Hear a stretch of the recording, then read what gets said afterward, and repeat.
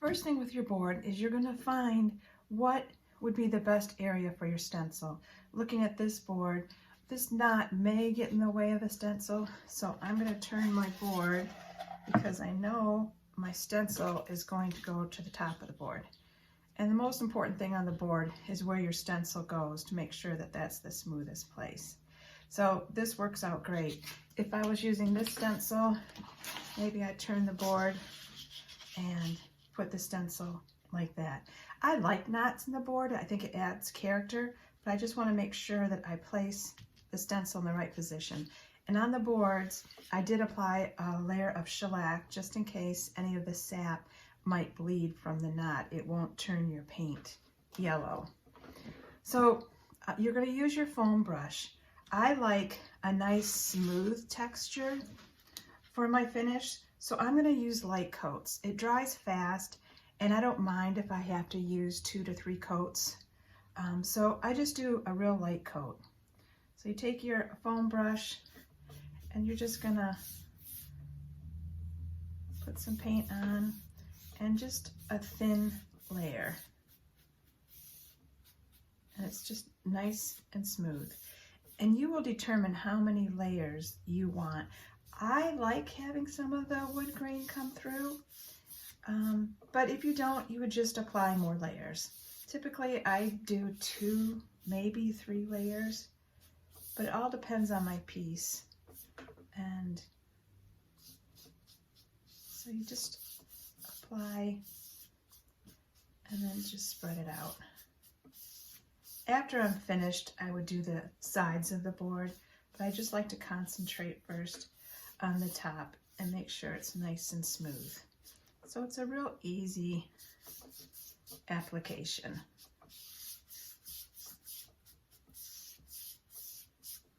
And I'm not going to have you sit through the video watching me do 2 to 3 coats. So I'm going to stop the video and I will let this dry and then walk away, come back and maybe do another coat until you have it the way you like it.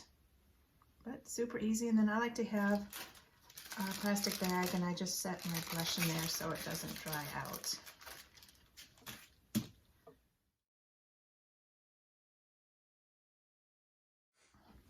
The next step is stenciling. You will receive your stencil, and this is the back of the stencil. This is the top. The stencil itself is blue, and this right here, I have transfer tape on top of the blue stencil. So the first thing you're going to do is you have a popsicle stick, and you can use that, and you rub your stencil. You're trying to make sure that everything will stick down properly. I prefer a credit card. A credit card look works really awesome. So you can do either. I tend to always use a credit card. Some people use popsicle sticks. So you're just going to rub the tape. You can do it on the front, and you can do it on the back. And that rubs it. You want to make sure everything sticks. So now you're going to turn to the back of the stencil. And it's important that you're going to pull this back piecing off, and you want to be on the back of the stencil, the white part right here. You're going to start at the corner, just get it going, and this is so important. Stay low and go slow. So you don't want to pull up on it. Try to pull at a diagonal and keep it low. And you don't want any blue pieces to come up on this white, because sometimes, let's say, the inside of the E might come up on the stencil. Then just push it back down and rub it some more. So as you go, you're going to go slow and you're going to stay low and just pull this off. Everything seems to be staying down nicely, but if it didn't, just push it back down and rub. And sometimes you can take your little fingernail and just kind of push it down to make it stay. There we go. And this piece right here, you can keep, because a lot of times I'll use this to dab my paint onto. or you can use a paper plate. You could use tin foil.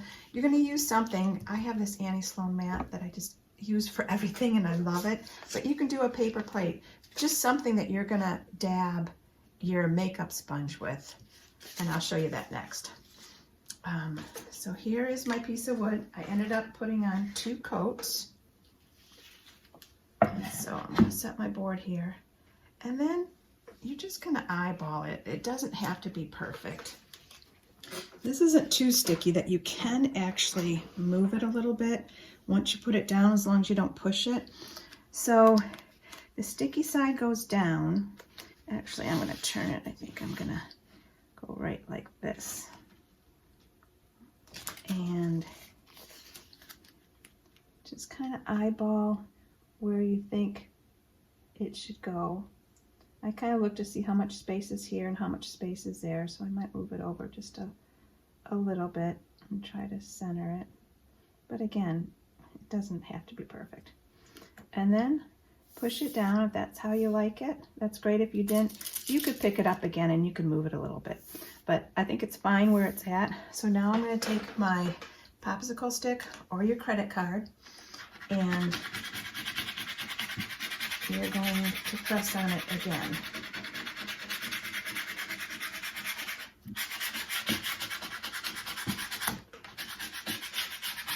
And this will be secure to the board.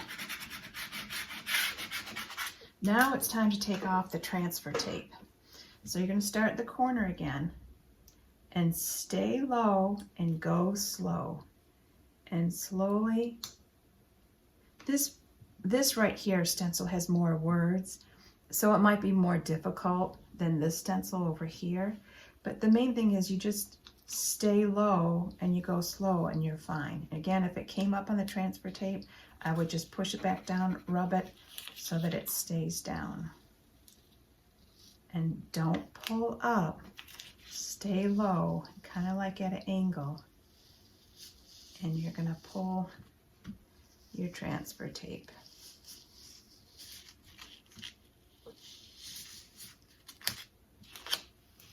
There you go. And this isn't in the directions, but there's a couple tips in this video I'm going to give you that aren't in the instructions. Sometimes when I'm dabbing, I might get a little crazy and I might go over off to my wood.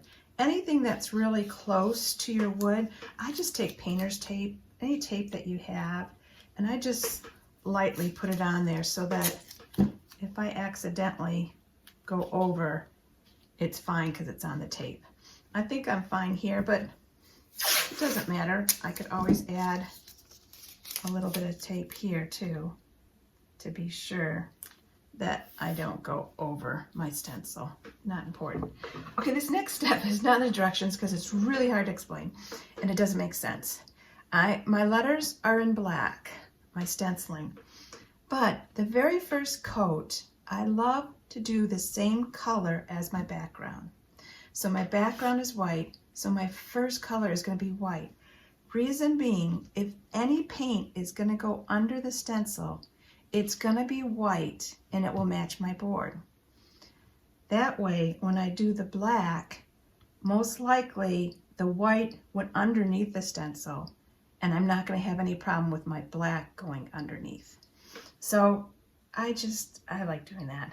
So you're going to take this and hold it on the top of the triangle, and then you're going to dab it first. With white it's not that important, but always dab first because you'll have too much paint and it will go under your stencil. So I dab it first, and it could be on this that you took off on the stencil. It could be a paper plate. It could be anything.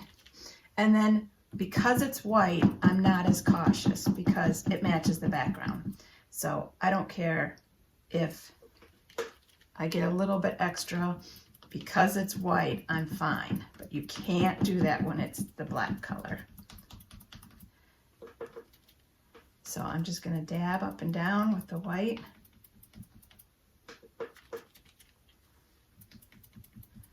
And it's important that you dab up and down. If you go sideways, it's white right now, so it doesn't matter, but black, if I go sideways, it's gonna push that black underneath that stencil. And then your lines won't be as crisp as you like. So just dab, then come over here, and you can, because it's white on white, I'm not as careful, but I will be with the next step. And then I would let that dry, and then we will come back and we will do the white. We'll do the black.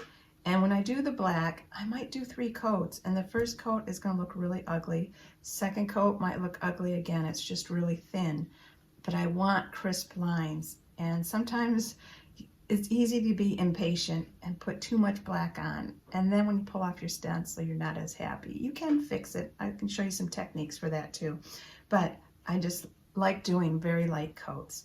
So I'll stop here, let it dry, and then I'll come back.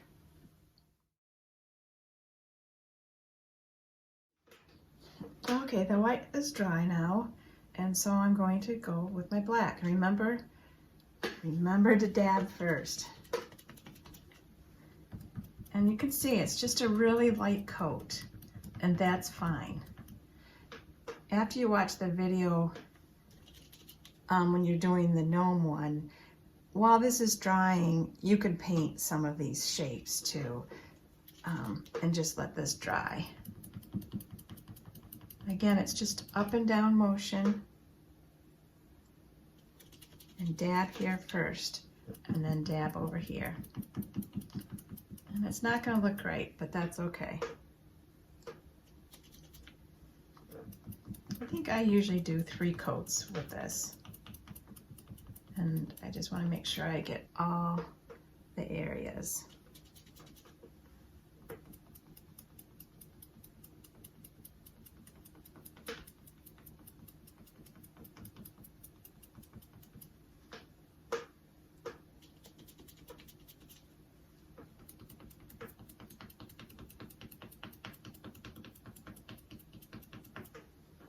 And then I will do another coat, and after my 3rd coat, I will, or on my 3rd coat, I will videotape the 3rd coat, because on the 3rd coat, I'm ready to take, you can take off your stencil when the paint is wet on your 3rd coat. It's actually kind of better if you do. But yeah, I'll just be patient and let that dry. It doesn't look great, but in the end, you'll have nice crisp lines. Okay, I'm on my last coat, and you can kind of look at yours. Like, I see a little bit of white up in here, so I'm going to just make sure I get some of those spots. So I'm just gonna dab a little bit where I think maybe I missed. I can see a little bit of white, and it doesn't have to be perfect.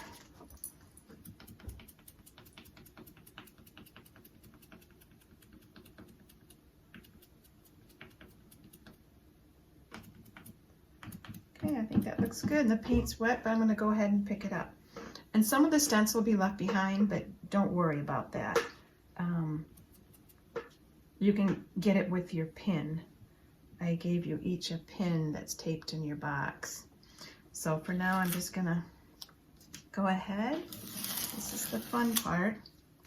And take off my stencil. So I'll grab it by the corner and then just pull. You don't want it to go back down, just kind of keep it. And then you have it. And sometimes, like right here, it looks like I did get a little black. I can just put a little bit of white there or sand it a little bit. It's not a big deal. And then you have your pin. You can see that some of that has been left behind. You can let it dry. I try to get it when it's wet when I pick it up. And just, you don't want to dig in it because then you're going to dig holes in your board. I just kind of like grab it. Some of them you have to push down just a little bit. But the paint's wet, so you gotta be careful. And then you pull it up.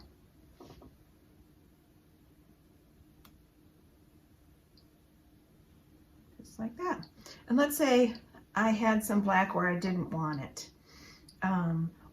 Or I scratched the black. You can just take your pin and you can put it in the black paint and you can just touch it up. Or if it's white, take your pin, drop it into the white paint and then just touch it up a little bit if you need to. But that's all you do, and I'll go ahead and I'll take out the rest of the parts in there and it looks great. Your sign is looking wonderful.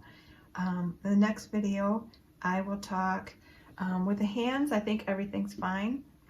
You know what to do. Put paint on your hand, put your handprint, and let it dry. So the next video, I'm going to do the rest of the gnome kit.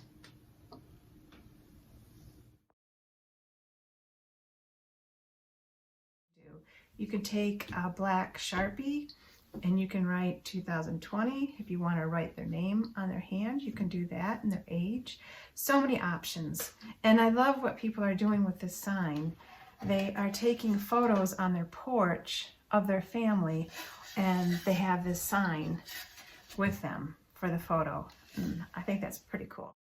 We would love to see your sign and your family photo. If you want to send it to White Bear Makerspace, and if it's okay with you, we would love to show it on the Facebook page and share it with the rest of the people. Thank you, and enjoy your sign.